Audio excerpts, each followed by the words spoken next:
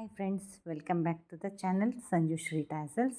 ಇವತ್ತಿನ ಈ ವಿಡಿಯೋದಲ್ಲಿ ನಾನು ಟ್ಯಾಟಿಂಗಿಗೆ ಬೇಸಿಕ್ ಏನೇನು ಮಟೀರಿಯಲ್ ಬೇಕು ಅನ್ನೋದನ್ನು ತೋರಿಸ್ಕೊಡ್ತಾ ಇದ್ದೀನಿ. ಮತ್ತು ಒಂದು ಪುಟ್ಟದಾಗಿ ಬೇಸಿಕ್ ಪೆಟಲ್ ಹೇಗೆ ಮಾಡೋದು ಅನ್ನೋದನ್ನು ತೋರಿಸ್ತಾ ಇದ್ದೀನಿ. ಇದು ಶಟಲ್ ಅಂತ, ಇದರಿಂದಾನೇ ಶಟಲ್ ಟ್ಯಾಟಿಂಗ್ನ ಮಾಡೋದು. ಮತ್ತು ಇದಕ್ಕೆ ಕ್ರೋಶಾ ಹುಕ್ಕು ಬೇಕಾಗತ್ತೆ, ಜಾಯಿನ್ ಮಾಡುವಾಗ ಯೂಸ್ ಮಾಡ್ತೀವಿ. ಬೀಡ್ ಬೇಕಾಗತ್ತೆ ಮತ್ತು ಕಮಲ್ ಕಡಾಯಿ ಥ್ರೆಡ್ ಇದನ್ನು ಯೂಸ್ ಮಾಡ್ತೀವಿ. ಕಮಲ್ ಕಡಾಯಿ ಥ್ರೆಡ್ ಹಾಕ್ಕೊಂಡು ಶಟಲ್ ಟ್ಯಾಟಿಂಗ್ ಮಾಡುವಾಗ ಮೊದಲಿಗೆ ಶಟಲ್ ಮೇಲೆ ದಾರಾನ ಹೇಗೆ ಪೋಣಿಸ್ಕೋಬೇಕು ಅನ್ನೋದು ತೋರಿಸ್ತೀನಿ. ಈ ಶಟಲಲ್ಲಿ ಒಂದು ಹೋಲ್ ಇರುತ್ತೆ. ಆ ಹೋಲ್ ಒಳಗಡೆ ಫಸ್ಟು ದಾರಾನ ಹಾಕ್ಕೊಂಡು ಎಳ್ಕೊಂಡು ಅಲ್ಲಿ ಒಂದು ಪುಟ್ಟ ಬೀಡನ್ನು ಹಾಕಿ ಗಂಟು ಹಾಕ್ಕೊಂಡ್ರೆ ಅದು ಟೈಟಾಗಿ ಕೂತ್ಕೊಳ್ಳುತ್ತೆ. ನಾವು ದಾರಾನ ನೀಟಾಗಿ ಸುತ್ಕೊಳ್ಳೋವಾಗ ಮತ್ತು ಆಚೀಚೆ ಆಗಲ್ಲ, ಗಟ್ಟಿಯಾಗಿ ಕೂತ್ಕೊಳ್ಳುತ್ತೆ. ನಾವು ಟೈಟಾಗಿ ಎಳೆದು ಸುತ್ಕೋಬೋದು. ಈ ರೀತಿ ಟೈಟಾಗಿ ಬೀಡ್ ಹಾಕ್ಕೊಂಡ್ರೆ ಅಲ್ಲಾಡಲ್ವಲ್ಲ. ಆಮೇಲೆ ಆರಾಮಾಗಿ ದಾರಾನ ಸುತ್ಕೋಬೇಕು. ಈಗ ನಾನು ಸುತ್ತುತ್ತಾ ಇರೋದು ಕಮಲ್ ಕಡಾಯಿ ಥ್ರೆಡ್ ಅಂತಾರೆ. ನಾರ್ಮಲಾಗಿ ಟ್ಯಾಟಿಂಗ್ ಮಾಡುವಾಗ ಇದೇ ಥ್ರೆಡ್ಡನ್ನು ಬಳಸೋದು. ಬೇಸಿಕ್ ಆಗಿ ನಾವು ಕಲಿತಾ ಇದ್ದೀವಿ ಅನ್ನೋರು ಈ ದಾರನೇ ಯೂಸ್ ಮಾಡಿ. ಯಾಕಂದರೆ ಇದು ಒಂದೇ ಎಳೆ ಇರೋದ್ರಿಂದ ಆರಾಮಾಗಿ ಮಾಡ್ಕೋಬೋದಾಗತ್ತೆ. ಬಟ್ ನಾನು ಮಾಡೋದು ಸಿಲ್ಕ್ ಥ್ರೆಡ್ಡಲ್ಲೇ ಮಾಡ್ತೀನಿ. ಈ ಕಮಲ್ ಕಡಾಯಿ ಥ್ರೆಡ್ ಯೂಸ್ ಮಾಡಲ್ಲ. ಯಾಕೆ ಅಂದರೆ ಸೀರೆಗಳಿಗೆ ಕರೆಕ್ಟಾಗಿ ಕಾಂಬಿನೇಷನ್ ಕೊಡೋದಕ್ಕೆ ಕಷ್ಟ ಆಗುತ್ತೆ.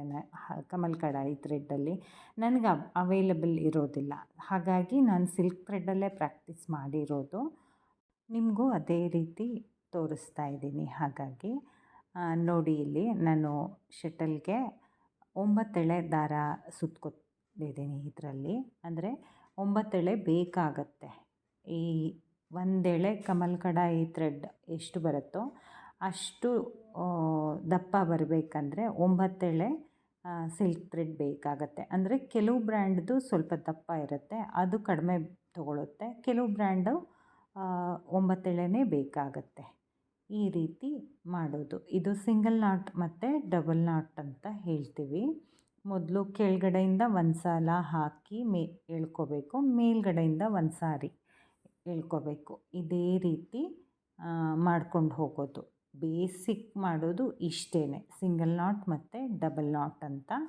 ನಾವು ಎಷ್ಟು ಕೌಂಟಿಂಗ್ ತೊಗೋತೀವೋ ಅದನ್ನು ಫಸ್ಟೇ ಕ್ಯಾಲ್ಕುಲೇಟ್ ಮಾಡಿ. ಅಂದರೆ ಒಂದು ಪೆಟಲ್ ಮಾಡಬೇಕಾದ್ರೆ ಕೆಲವೊಂದು ಸಲ 6 ಡಬಲ್ ನಾಟ್ ಹಾಕ್ಕೋತೀವಿ. ಈಗ ಈ ಪೆಟಲ್ಗೆ ನಾನು 5 ಹಾಕಿರೋದು. ಸಿಂಪಲಾಗಿ ಪುಟ್ಟದಾಗಿ ಬರುತ್ತೆ. ಕೆಲವು ಡಿಸೈನ್ ಮಾಡುವಾಗ 6 ಹಾಕ್ಕೋತೀವಿ. ಆವಾಗೆಲ್ಲ ಕೌಂಟಿಂಗ್ನ ಕರೆಕ್ಟಾಗಿ ಇಟ್ಕೋಬೇಕಾಗತ್ತೆ. ಇದೇ ರೀತಿ ಪೂರ್ತಿ ನೀವು ಸ್ಟಾರ್ಟಿಂದ ಎಂಡ್ವರೆಗೂ ಯಾವುದೇ ಫ್ಲವರ್ ಪೆಟಲ್ ಮಾಡಲಿ ಅಥವಾ ಬಟರ್ಫ್ಲೈ ಮಾಡಲಿ, ಸಿಂಗಲ್ ಪೆಟಲ್ ಮಾಡಲಿ, ಎಲ್ಲದಕ್ಕೂ ಇದು ಒಂದೇ ರೀತಿ ನಾಟ್ ಹಾಕೋದು. ಫಸ್ಟು ಹಾಕೋದನ್ನು ಸಿಂಗಲ್ ನಾಟ್ ಅಂತೀವಿ, ಮತ್ತು 2ನೇ ಸಾರಿ ಹಾಕಿದರೆ ಅದು ಡಬಲ್ ನಾಟ್ ಅಂತ ಕರಿತೀವಿ. ಅಷ್ಟೇ ಇರೋದು. ಇದು ಮಿಡಲ್ ಪಾಯಿಂಟ್ಗೆ ನಾನು ಬೀಡನ್ನು ಹಾಕ್ಕೊಂಡು ಎಳ್ಕೊತೀನಿ ಅಲ್ಲಿಗೆ. ಅಂದರೆ ಫಸ್ಟು ಕೈಗೆ ದಾರ ಸುತ್ತಿದಾಗಲೇ ಬೀಡನ್ನು ಇಟ್ಕೊಂಡಿರಬೇಕು. ಆ ರಿಂಗ್ ಥರ ಮಾಡ್ಕೊಂಡಿರ್ತೀವಲ್ಲ ಅದರೊಳಗಡೆ ಬೀಡ್ ಇಡಬೇಕು. ಇಟ್ಕೊಂಡು ಮತ್ತೆ 5 ಡಬಲ್ ನಾಟ್ ಆದಮೇಲೆ ಮಧ್ಯಕ್ಕೆ ಅದನ್ನು ಎಳ್ಕೊಂಡು ಲಾಕ್ ಮಾಡ್ಕೋಬೇಕಾಗತ್ತೆ. ಈಗ ನಾನು 3ನೇ ಸಲ ಮಾಡಿದ್ದೀನಿ 5 ಡಬಲ್ ನಾಟ್ಸ್, ಅಂದರೆ 15 ಆಗಿದೆ. ಇವಾಗನೂ ಅಷ್ಟೇ ಒಂದು ಪಿಕಾಟ್ ಮಾಡಿ ಮತ್ತು 5 ಡಬಲ್ ನಾಟ್ಸ್ ಮಾಡಬೇಕಾಗತ್ತೆ. ಈ ರೀತಿ 5 ಡಬಲ್ ನಾಟ್ಸ್ನ 4 ಸಾರಿ ಮಾಡಬೇಕು. ಮಧ್ಯದಲ್ಲಿ 2 ಸಲ ಪಿಕಾಟ್ ಬರುತ್ತೆ ಮತ್ತು ಒಂದು ಬೀಡ್ ಬರುತ್ತೆ, ಅಂದರೆ ಮಿಡಲ್ ಪಾಯಿಂಟಲ್ಲಿ. ಈ ರೀತಿ ಮಾಡಿ ನೀಟಾಗಿ, ಅಂದರೆ ಗಂಟು ಹಾಕಬೇಕಾದ್ರೆ ಸಿಂಗಲ್ ನಾಟ್ ಡಬಲ್ ನಾಟ್ ಹಾಕಬೇಕಾದ್ರೆ ನೋಡ್ಕೋತಾ ಇರಬೇಕು.